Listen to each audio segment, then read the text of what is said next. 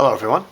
Today we'll be bringing you a review of the Pilot Bottle to Pen B2P Retractable Gel Ink Rollerball Pen, fine point 0.7 millimeters. This is the world's first pen made from recycled bottles. It contains 89% post-consumer recycled content.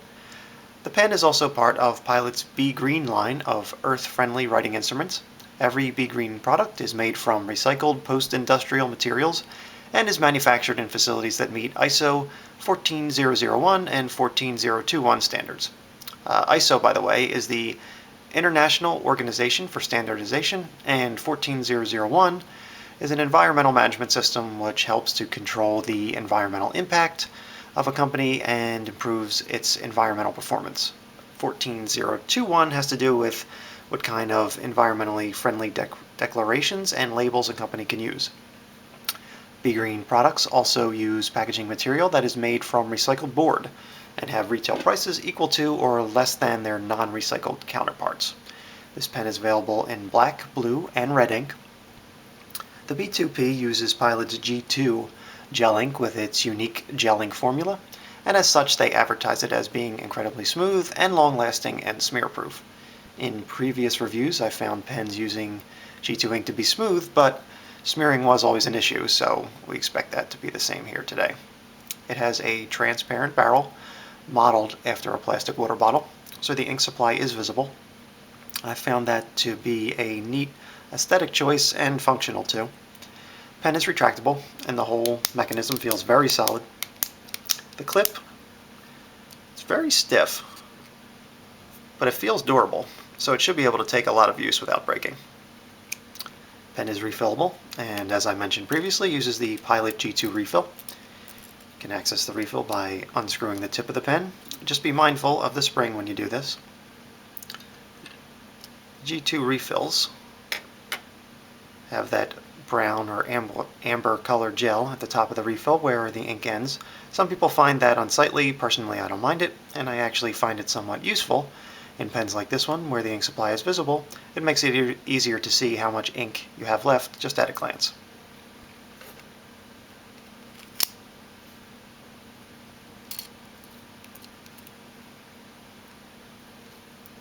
So, without further ado, let's take a look and see how the pen writes.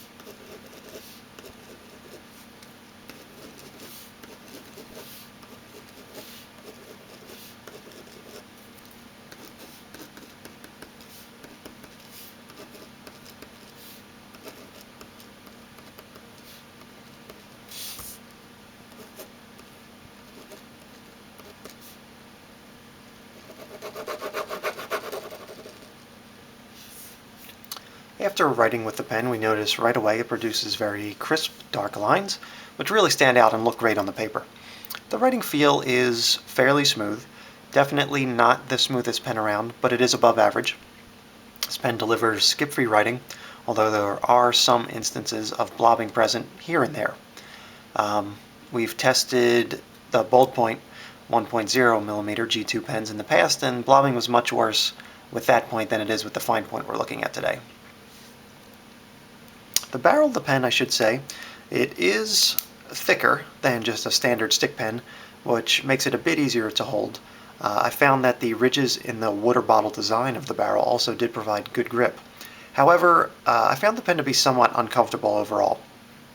The lack of a comfort grip is disappointing, and after a page or two of continuous writing, I felt a lot of strain in my hand.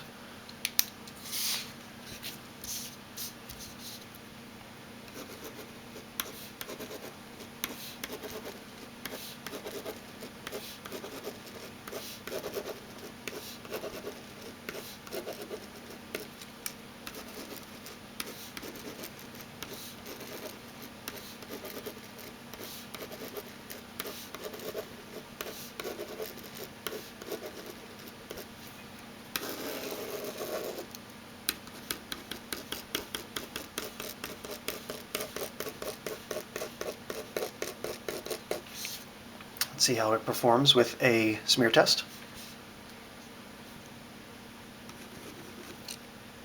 1 second.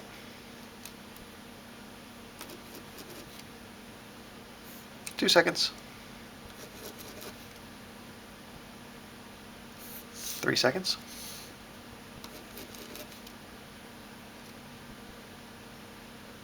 4.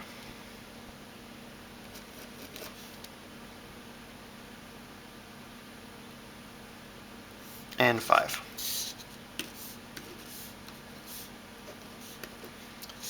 So as you can see, in this smear test we did, smearing was present throughout.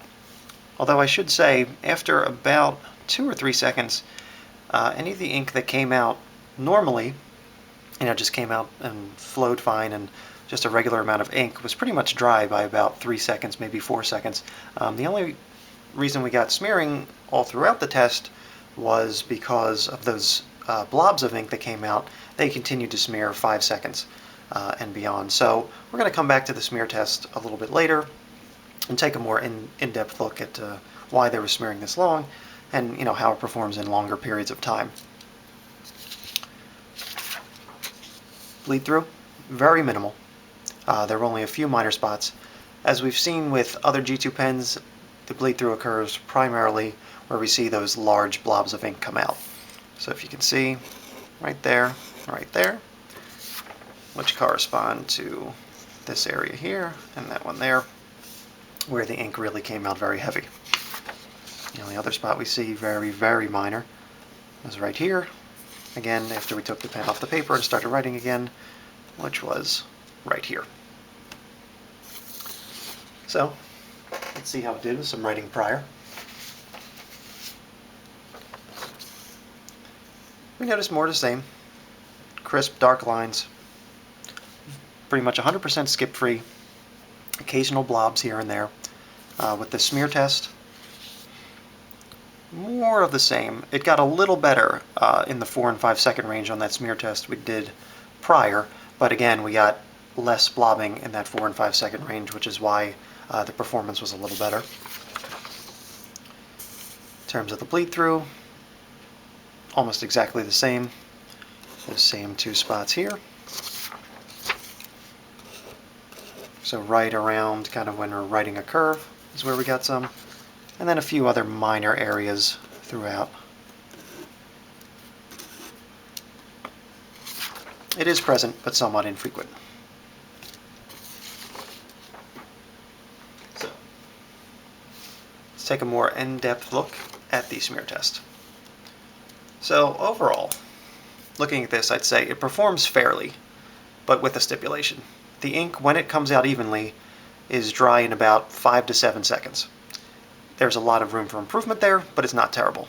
However, the issue arises when we get large blobs of ink on the paper.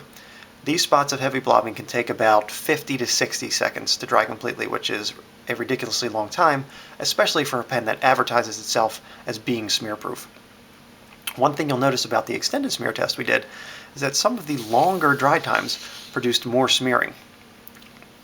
So if you'll see here, 6 seconds we got almost none, 7 a little bit, 8 a very little bit, 9 a little more, 10 a little more because we got a little more blobs. But then as it went along, 15 seconds was fairly heavy with the smearing, 25 wasn't great either, 30 was pretty bad with the smearing, so was 40. So we were getting more blobs on these kind of longer wait times. So this brings to light an aspect of the pen we may not have noticed otherwise. The reason there was more smearing was due to the pen sitting for longer periods of time in between writing. What tends to happen in these periods of inactivity is a glob of ink would collect right on the point. So when we started writing again, all of that ink went right onto the paper. So the pen performs better if you're going to use it to do a lot of writing at a time, like in one sitting with no breaks, no stopping. But if you plan on writing just a note, then letting the pen sit, then writing another note, or writing a sentence, jotting it down here and there, you're going to notice a lot more of the blobbing and that smearing issue.